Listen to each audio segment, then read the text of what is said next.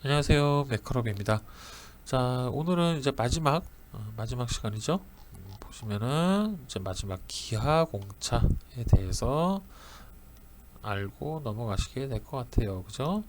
그래서 오늘 배우실 내용은 기하 공차 공차역 및 해석에 대해서 배우실 거고요. 그 다음에 IT 공차에 대해서 배우시고 끝날 것 같습니다. 근데 기하 공차는 뭐 설명할 거는 기호의 종류, 그 다음에 얘가 어떤 거를 뜻하는지 그 정도만 좀 알고 계시면 될 것 같고, 그 다음에 기하공차 같은 경우는 어때요? 자, 여기에 칸이 보통 이렇게 세 칸이 나오죠. 세 칸 나왔을 때 여기에 기호가 들어가죠. 그 다음에 여기 공차값. 자, 이 공차값을 잘 모르고 그래서 여기다 뭘 집어넣어야 되지? 그때 뭘 넣으라고 했는데? 라고 이렇게 단순히 외우시는 분들이 많아요. 그래서 이렇게 외우시면은 나중에 실무에 가셔갖고 전혀 도움이 안 됩니다.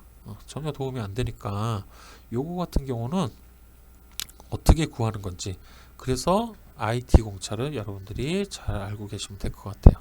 그리고 요 끝에 데이텀 들어가죠. 그래서 이런 식으로 기하 공차에 대해서 오늘 간단하게만 훑고 넘어갈 겁니다. 자, 그래서 16페이지 한번 넘어가 보겠습니다. 자, 16페이지, 자, 이쪽에 이제 보시면, 자, 기하공차라고 나와 있죠. 자, 기하공차 이제 해석을 볼 거예요. 그래서 기하공차의 이제 모양하고 해석 한번 보겠습니다. 자, 처음에 나온 건 진직도 공차예요, 진직도. 자, 진직도는 뭐냐면, 정확하게 직선을 이루게 해달라 라는 얘기예요. 자, 그거는 어떤 의미냐면, 자, 여기 그림으로 보시면은 잘 나와 있죠. 자, 여기에 보시면 공차역이에요, 공차역. 자, 공차역이라고 하는 거는 공차 구간을 얘기하는 겁니다. 여기서부터 여기까지. 자, 그래서 보시면은, 자, 공차역은 0.1이에요. 그죠? 여기에다가 0.1이라고 적어놨으면, 자, 얘를 가공을 했는데, 자, 여기 보시면 되게 울퉁불퉁 나와 있죠. 자, 실제로 가공했을 때 이렇게 보이진 않겠죠, 그죠? 이렇게 보이진 않지만 이거를 현미경으로 확대를 했을 때 이렇게 지난 표면 거칠기 시간에 보셨듯이 좀 이렇게 울퉁불퉁하게 나올 수는 있어요, 마이크로미터 단위로. 그래서 그 구간, 여기서부터 여기까지 이루어지는 이 구간에서 공차가 제일 높은 구간에서 제일 낮은 구간까지가 0.1 안에만 들어와 주면 된다는 얘기예요. 아시겠죠? 그렇게 이해하시면 될 것 같습니다. 그래서 여기에 만약에 여러분들이 진직도 공차를 이렇게 넣었어요. 이런 식으로. 자, 이렇게 넣었을 때 이거에 해당하는 이 면, 여기서부터 여기까지를 직선으로 원하시는 거잖아요, 그죠? 그렇기 때문에 여기서부터 여기까지 이 구간을 0.1 안에 들어올 수 있도록 해달라 라는 이야기입니다. 아시겠죠? 공차가.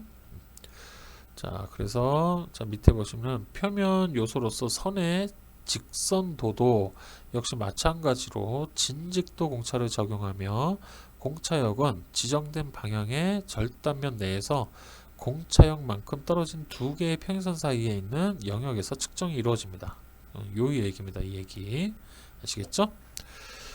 자, 두 번째, 이제 평면도 공차입니다. 평면도. 자, 평면도 공차는 말 그대로 면 자체가 평면을 이루어지게 해달라는 얘기예요. 평면을 이루어지게 해달라는 얘기인데, 자, 여기에 만약에 이런 식으로 공차 값을 넣었어요. 앞에 평면도 공차, 평행사변형 이런 식으로 넣어주고 0.08이라고 넣었어요. 상당히 정밀하죠. 자, 그러면 어떻게 하겠어요? 이 면 자체를 전부 다 측정하는 거예요. 면 자체를 측정을 했을 때 제일 높은 구간에서 제일 낮은 구간까지가 0.08 안에 들어와야 된다 라는 얘기입니다. 아시겠죠? 그래서 여기 위 제일 높은 구간에서 제일 아래 요 공차역, 여기 지정한 이 공차역까지가 바로 0.08, 요게 공차역이고요. 여기 측정을 했을 때 이 안에 무조건 들어와야 된다 라는 얘기예요. 안 들어오면 가공을 다시 해야 된다는 얘기입니다. 표면 거치기를. 자, 그 다음에 이제 진원도 공차 볼까요? 자, 진원도는 말 그대로 원 자체가 정확하게 원이 나오게 해달라. 될 수 있으면 정확하게 원이 나오게 해달라라는 이야기입니다. 그래서 나는 원래 얘를 뭐 한 10파이로 적어놨어요. 그런데 내가 0.03까지는 내가 봐줄게 라는 얘기입니다. 0.03까지는 가공을 했을 때 이렇게 울퉁불퉁해도 이 안에만 들어오면 내가 허락을 하겠다 라는 얘기입니다. 이해하시겠죠? 그럼 얘는 공차역은 0.03이겠지만 자, 요거 진원도 공차를 봤을 때 나중에 이제 IT 공차를 찾을 때 전체 치수는 여기서부터 이 지름값이 되겠죠. 그렇죠? 이거 전체를 다 봐야 되니까. 그래서 그렇게 알고 계시면 될 것 같습니다. 자, 그 다음에 이제 원통도 공차.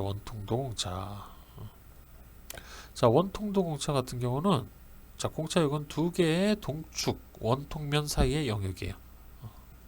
자, 그러면 여기서부터 여기까지 이게 바로 공차역이 된다는 얘기입니다. 아시겠죠?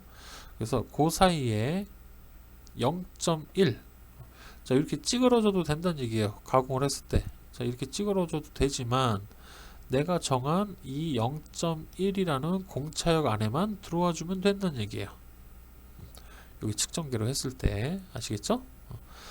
그래서 간단하죠. 요거 여기서부터 여기까지 공차역. 자, 이 공차역을 이루는 길이는 요 전체가 되겠죠. 이 전체. 그래서 나중에 IT 공차 값을 찾을 때는 이 값으로 찾는 거예요. 이 값으로 이 공차역을 이루는 전체 길이, 전체 길이를 IT 공차로 적용시켜 주시면 될 것 같습니다. 자, 그 다음 선의 윤곽도가 있는데, 자, 선의 윤곽도 같은 경우는 선과 면의 윤곽도도 있겠죠. 그죠?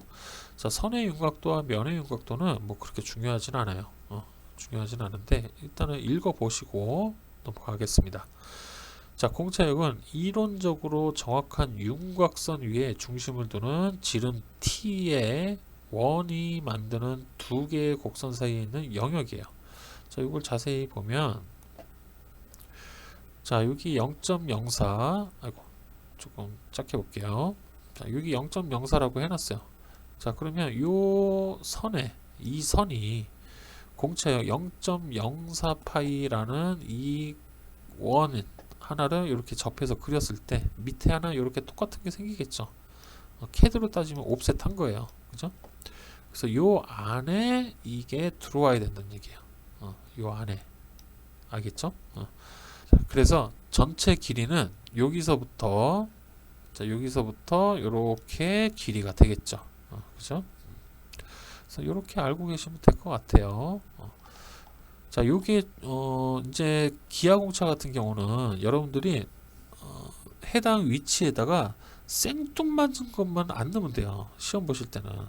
얘가 수직 구간인데 뭐 예를 들어서 수직을 넣어줘야 되는데 평행을 넣는다든가 원을 넣는다든가 동심을 넣는다든가 자, 이렇게 엉뚱한 걸 넣으면 틀린다는 얘기예요. 근데 얘는 요 구간은 평행 구간은 맞네 라고 했을 때 그렇게 되면 그냥 뭘 써도 다 맞다는 얘기예요. 아시겠죠? 자, 그 다음 평행도 공차입니다. 자, 평행도 공차는 많이 쓰죠. 시험에서. 자, 여기서 보시면은 자, 공차역은 여기서부터 여기까지 0.1이라는 공차역이 있어요. 그죠? 여기다 정해줬기 때문에 자, 이 0.1이라는 공차역은 자, 여기 평행이잖아요. 그죠? 자, 평행이면은 요 평행을 이루는 요 길이 여기서부터 여기까지가 되는 거예요. 이게 IT 공차로 찾아주시면 되는 겁니다. 아시겠죠? 좀 이따 IT 공차는 어떻게 하는 건지 설명드릴 겁니다. 자, 여기서 보셨을 때, 자, 여기에 데이텀 A가 있죠. 그러면 뭐란 얘기예요? 자, 여기서부터 여기까지 이 부분이 기준이 되는 거예요. 그러면 얘랑 얘는 평행이 줘야 되겠다. 평행으로 꼭 해주세요. 가공을 할 때 단 0.1의 공차는 내가 허용을 하겠습니다. 평행이 안 나와도 라는 얘기입니다. 그래서 측정은 이런 식으로 하고요.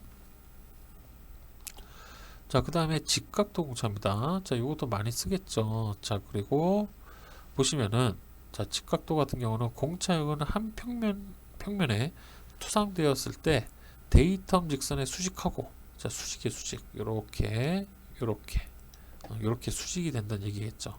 그래서 요게 정확하게 수직이 나오게끔 가공을 해달라 라는 얘기입니다. 그래서 자, 기준은 얘가 될 거고요. 이 원이 되겠죠. 자, 이 원의 면이 될 거고, 수직은 여기 뚫어야 되는, 여기에 작업을 해야 되는 이 축선, 이 면, 그죠? 여기에서부터 이렇게 된 면을 돌려서 보면 이렇게 나오겠죠. 그래서 요 면이 정확하게 얘랑 수직이 나오게 해달라, 이 얘기입니다. 자, 요거 수직 수평 같은 경우는 동력 전달 장치나 치공구에서 봤을 때 몸체, 베이스 요런 데 많이 들어가겠죠. 그래서 나중에 동력 전달 장치 또는 기계 요소 제도 같은 거 할 때 그때 바로 그런 것들을 중점적으로 제가 알려드리도록 하겠습니다. 자, 그 다음에 경사도 공차인데 이제 감이 오시죠. 이제는 경사, 내가 원하는 80도가 있는데 이 80도에 0.08 각도 안에서는 내가 허용을 하겠다라는 얘기야. 아시겠죠? 그러면 공차의 전체적으로 공차를 이루는 값은 여기서부터 여기까지가 되겠죠. 요 길이 값. 자, 이렇게 이해하시면 될 것 같고요. 위치도 공차. 자, 위치도 공차는 치공구에서 가끔 나오죠. 그래서 해당 위치, 이 점의 위치가 이론적으로 정확한, 자, 지시선의 화살표로 나타낸 점은 데이텀 직선 A로부터 60mm, 데이텀 B로부터 100mm 떨어진 진 위치야. 진짜 위치. 자, 진짜 위치를 중심으로 하는 지름 0.03mm 원 안에 있어야 돼요. 한마디로, 자, 여기 데이텀 A에서 100mm 떨어지고, 데이텀 B에서 100mm 떨어지고요. 데이텀 A에서 60mm가 떨어진 이 지점이 나오겠죠. 그럼 여기에서 원을 하나 그려요.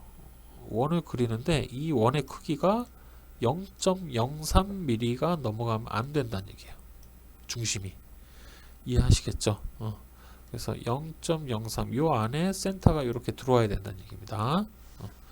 그게 바로 진원도입니다. 자, 그 다음에 동축도 공차. 이것도 시험에 많이 나오죠. 자, 공차역은 공차를 나타내는 수치 앞에 지름기호가 붙어요. 그죠? 이런 식으로.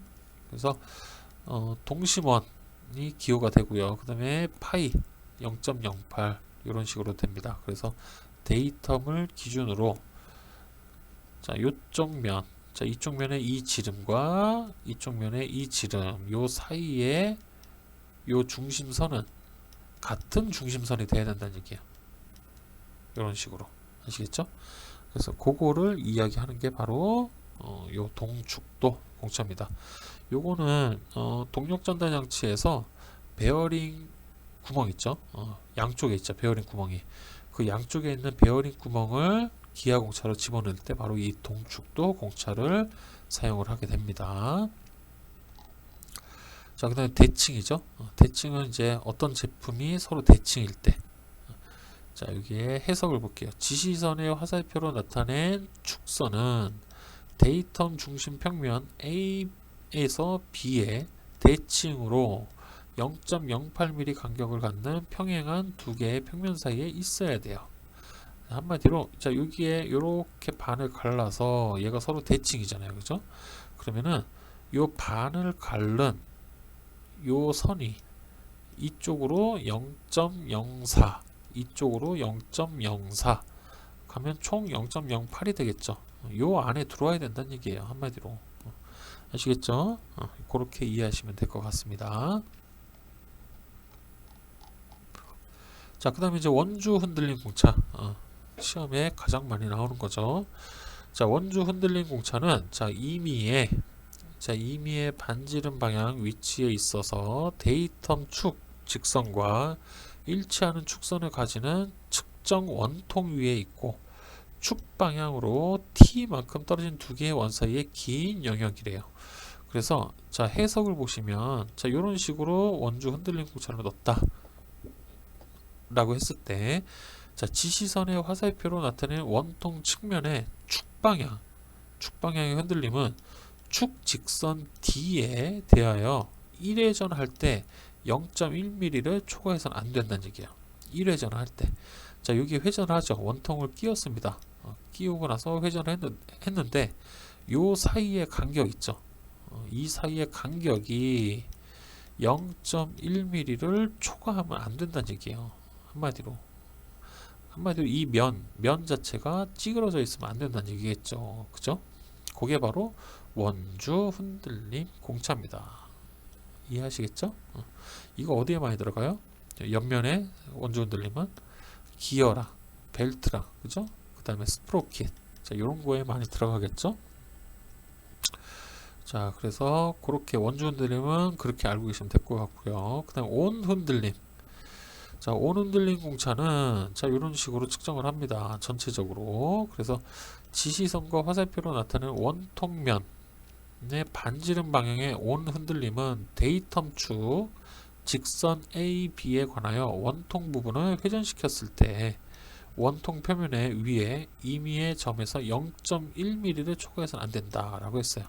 한마디로 기준 치수가 있겠죠. 자, 기준 치수에서 가공을 했을 때 자, 이렇게 막 찌그러뜨리고 막 가공을 했다라고 해도 이게 0.1mm 안에 들어와야 된다라는 얘기예요.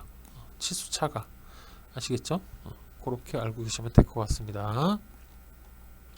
자, 여기까지 해서 이게 바로 이제 공차고요. 자, 이제 IT 공차를 알려드리도록 할게요.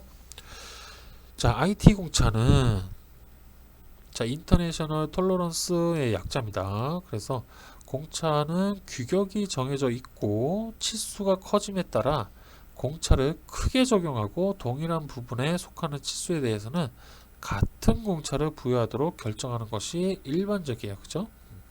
그래서 제품의 정밀도에 의한 공차의 크기에 따라 총 20등급으로 구분하여 각 등급마다 기준 치수에 대한 기본 수치를 정하고 있는데 이것을 IT 기본공차라고 합니다. IT 기본공차.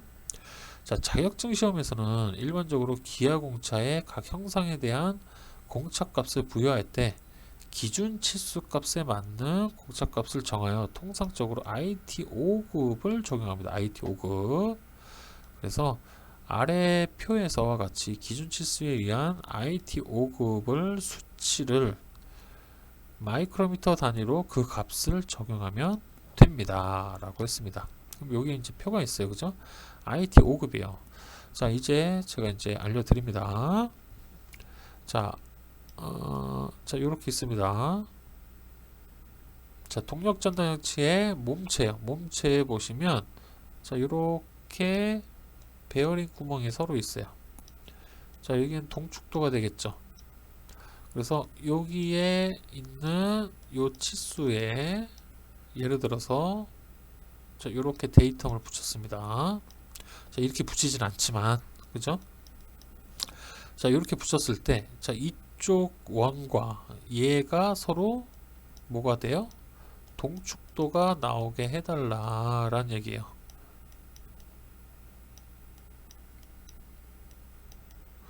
자, 그럴 때 자, 여기에 들어가는 이 공차값을 찾기 위한 이 길이의 기준은 어디에 있어요?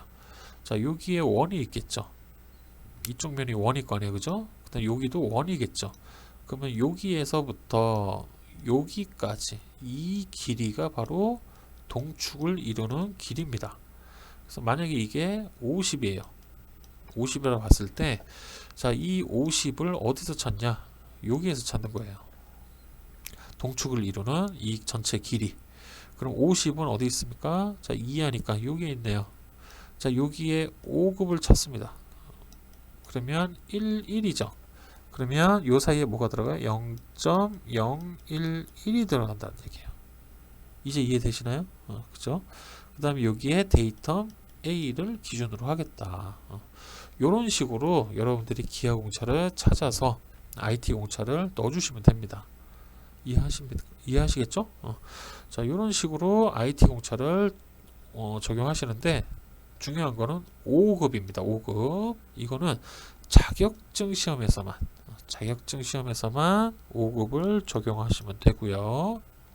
자, 요 밑에 보시면은 IT 공차는 각 등급에 따라 적용하는 구분에 따라 공차 범위를 정하고 있으면 아래 표와 같습니다. 자, 용도. 자, 구멍 같은 경우는 게이지류 제작 공차는 IT 1급에서 5급이에요. 그리고 일반 끼워 맞춤. 일반 끼워 맞춤은 6급에서 10급. 그다음 끼워 맞춤이 없는 부분 공차는 11에서 18등급입니다. 아시겠죠? 그다음에 축은 1에서 4, 5에서 9, 10에서 18. 자, 이런 식으로 나와 있는데 얘는 여러분들이 나중에 실무에서 활용을 하시면 될 것 같고요. 자, 이거 다 필요 없이 자격증 시험에서는 무조건 5급만 적용시켜 주시면 될 것 같습니다. 아시겠죠? 자, 이렇게 해서 모든 기하 공차가 완료가 됐습니다. 그리고 전체적으로 여러분들이 배우셔야 될 시험 보실 때 알고 계셔야 될 공차를 핵심 정리한 것들을 다 배우셨어요. 그죠? 자, 이런 식으로 공차가 처음에는 조금 막막하고 어떻게 이거 공차가 머리 아픈 걸 어떻게 해야 되지 라고 여러분들이 좀 많이 고민하셨을 텐데 이 강의를 통해서 조금이라도 여러분의 힘으로 공차를 구할 수 있는 그런 사람이 되었으면 좋겠습니다. 그렇게 어려운 건 아니에요. 공차가 구하는 게 귀찮고 귀찮을 뿐입니다. 귀찮을 뿐이지 힘든 건 아니에요. 그리고 나중에 실무 가시면 더 어려운 공차가 있습니다. 더 어려운 공차, 특히 금형 그리고 기후 설계 이쪽은 공차로 그냥 제품이 만들어진다 라고 보시면 돼요. 공차로 제품이 만들어진다. 그래서 그쪽으로 가시면은 아마 공차에 대해서 더 자세하고 활용성 있는 공차가 어떤 건지 그거를 잘 배우시게 될 거예요. 그래서 일단은 자격증 시험을 보셔야 되니까 자격증 시험에서는 이 정도만 알고 계셔도 충분하다 라고 알고 계시면 될 것 같습니다. 자, 이렇게 해서 공차는 이렇게 마무리 하고요. 다음 이제 스텝 4죠. 스텝 4에서는 기계 요소 제도에 대해서 배워보도록 하겠습니다. 자, 스텝 3 전체적으로 공부하시느라 정말 고생 많으셨고요. 다음 스텝 4에서 뵐 수 있으면 좋겠네요. 자, 오늘 이 강의는 여기서 마무리하겠습니다. 고생하셨습니다.